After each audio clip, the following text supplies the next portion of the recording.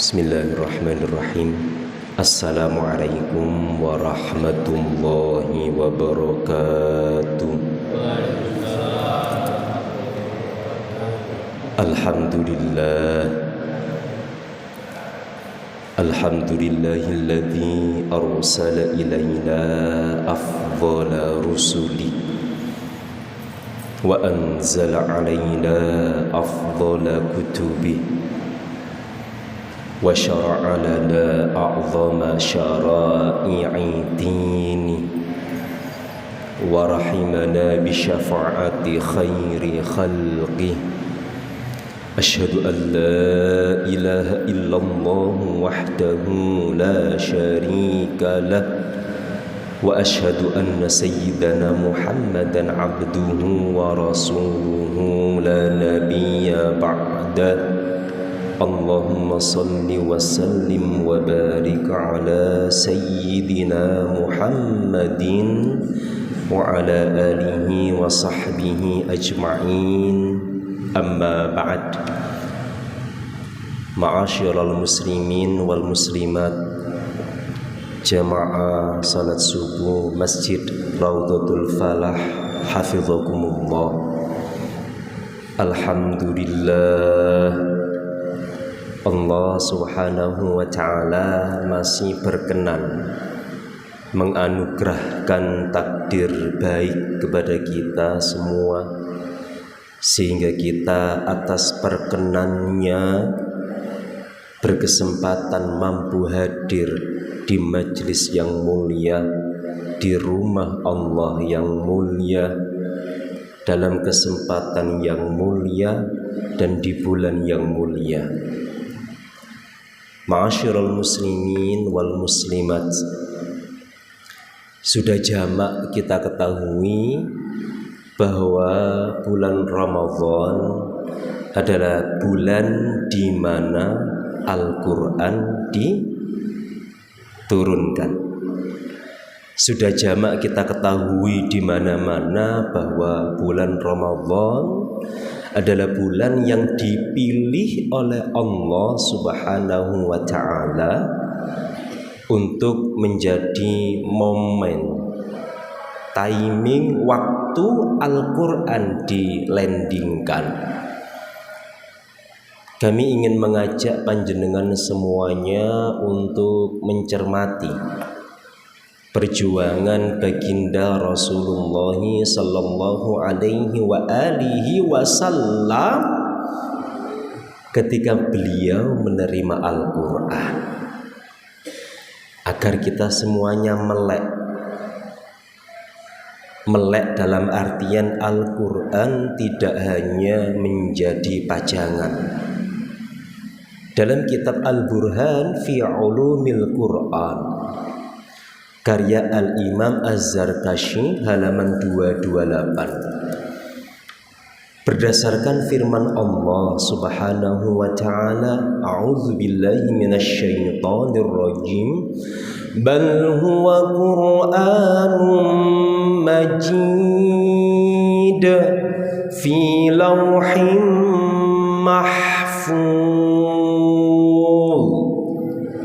Kata Allah, Al-Quran yang terpuji itu fi lauhim mahfuz, berada di Lauh Mahfuz.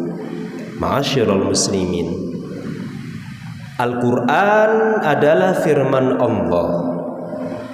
Allah subhanahu wa ta'ala maha agung. Allah subhanahu wa ta'ala maha al-qadim. Allah subhanahu wa ta'ala maha akbar. Maka Al-Quran firmannya pun juga maha agung. Al-Quran jauh sudah ada di muka bumi. Maksud kami, Al-Quran sudah jauh ada sebelum jagat raya ada. Al-Quran sudah jauh ada sebelum bumi ada. Al-Quran sudah jauh ada sebelum kita semuanya ada. Di mana fi lauhin mahfuz. Al-Quran ada di Lauh Mahfuz. Hanya saja Al-Quran saat itu bila sautin wala harfin. Al-Quran tanpa suara, tanpa huruf, tanpa tulisan. Lalu berupa apa? Berupa gelombang-gelombang. Lalu kemudian Allah Subhanahu wa ta'ala titahkan kepada Jibril, ya Jibril, downloadlah Al-Quran. Download dalam tanda kutip maksud kami. Malaikat Jibril alaihissalam diperintahkan oleh Allah untuk mendownload Al-Quran dari Lauh Mahfuz komplit 30 juz. Kemudian setelah download komplit, beliau melandingkan Al-Quran di sama'id dunya, di langit dunia. Bila sautin wala harfin, tanpa suara, tanpa huruf. Lalu kemudian Al-Quran menanti seorang hamba yang ditugaskan dan terpilih sebagai receiver, sebagai satu-satunya penerima. Dan ketahuilah ma'asyiral muslimin, Al-Quran di langit dunia itu, andaikan Allah Subhanahu wa ta'ala langsung turunkan ke bumi, bisa jadi sudah dari dulu kiamat. Kenapa demikian Ustadz? Al-Quran adalah firman Allah. Allah maha dahsyat, firman-Nya pun maha dahsyat. Itulah kenapa Allah Subhanahu wa ta'ala membuat permisalan di Al-Quran surah Al-Hasyr ayat 21. Lau anzalna hadzal Qur'an ala jabalin lara'aitahu khashi'an mutasaddian min khasyatillah.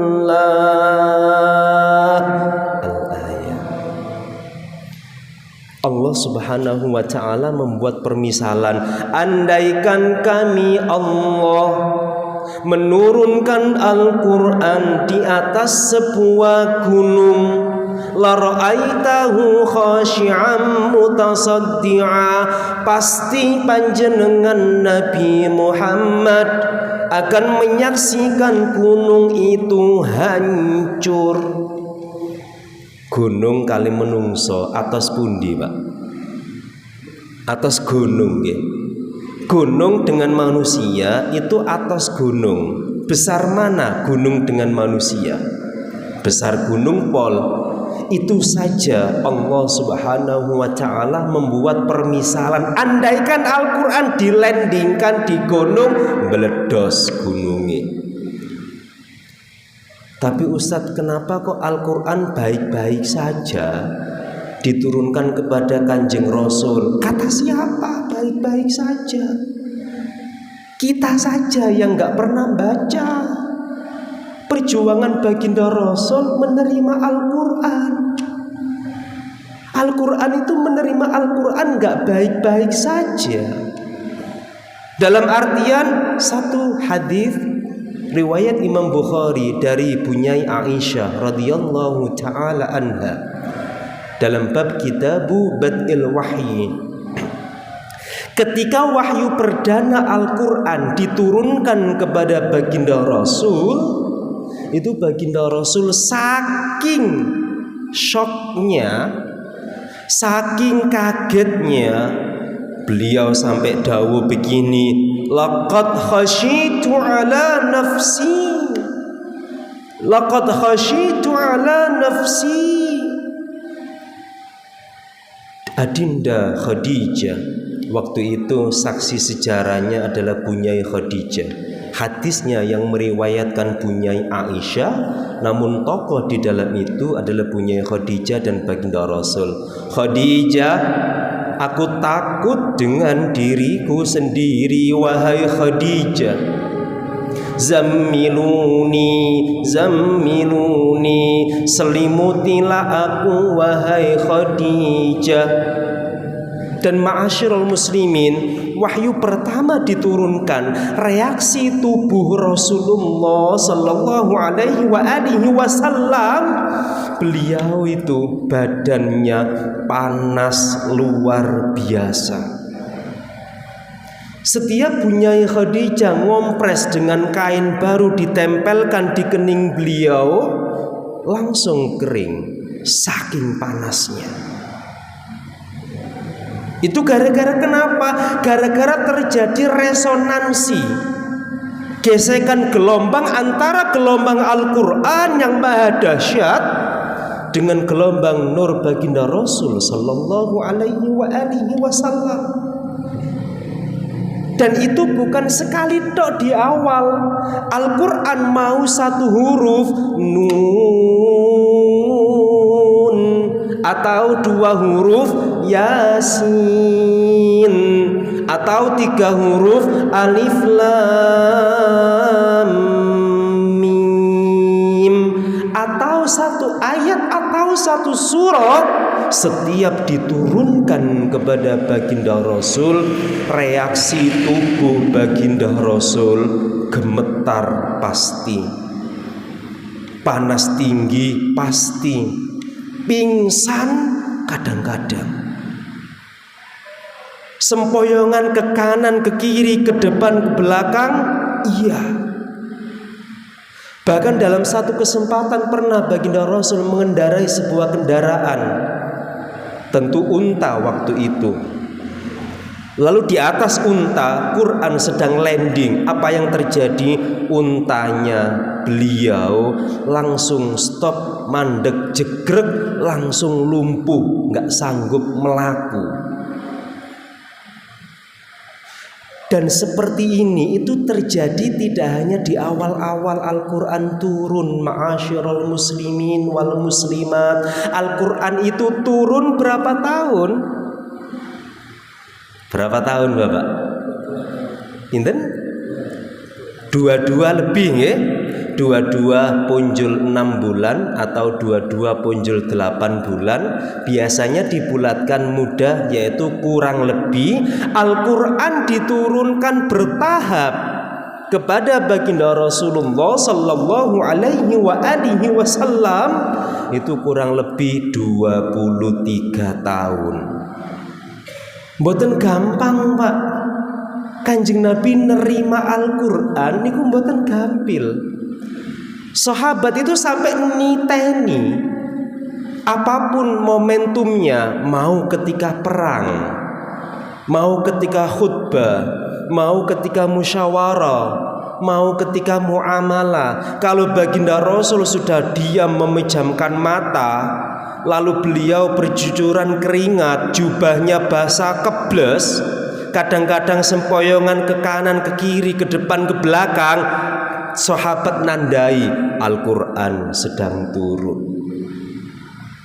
Ma'asyiral muslimin, energi Al-Quran yang dahsyat itu sama baginda Rasul dijinakkan. Energi Al-Quran yang tak terbatas itu oleh baginda Rasul dibuat ramah lingkungan. Energi Al-Quran yang maha dahsyat itu oleh baginda Rasul dikondisikan nyaman untuk umatnya, sehingga ketika disampaikan kepada sahabat, sahabat mboten wafat, sahabat nyaman nerima Al-Quran. Begitupun disampaikan ke kita, kita nyaman membaca.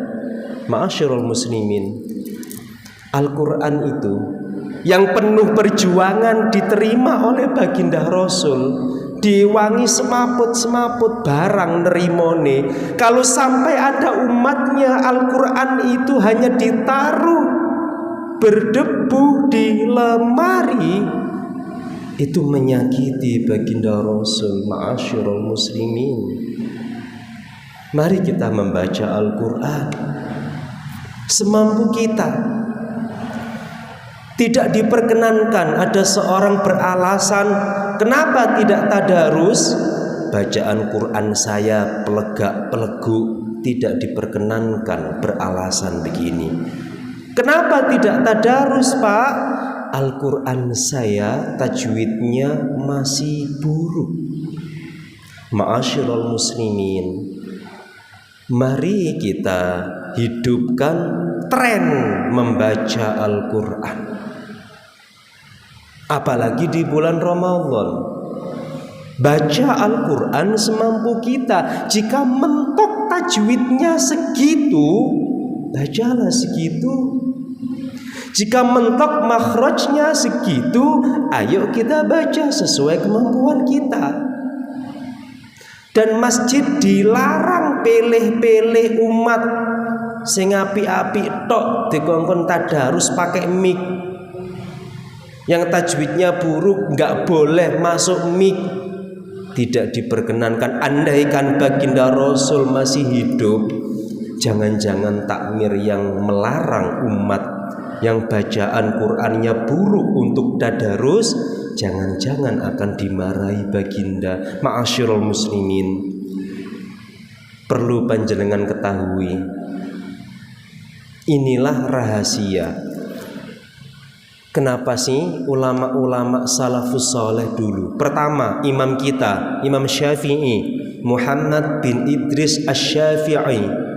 Itu kalau Ramadan, setiap Ramadan itu minimal beliau khatam Al-Quran 60 kali.